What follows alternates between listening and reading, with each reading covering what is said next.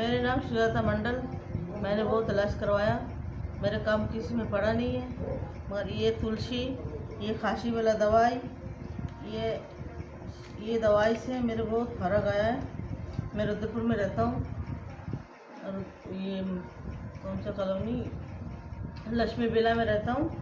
मेरे को आराम मिला है। एक साइड में दर्द था, वो भी दर्द का आराम मिला है। कमर दर्द में आराम मिला है।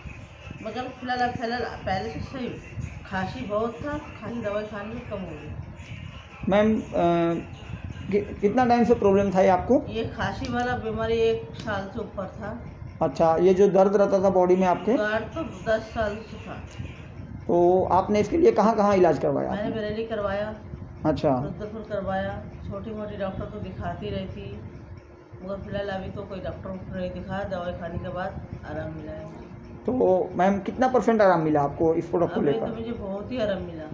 तो आप क्या मैसेज देना चाहेंगी इस प्रोडक्ट के बारे में? मैं तो कहता हूँ जो भी ले प्रोडक्ट अच्छा है, हर कोई प्रोडक्ट ले लो। Okay ma'am, thank you ma'am.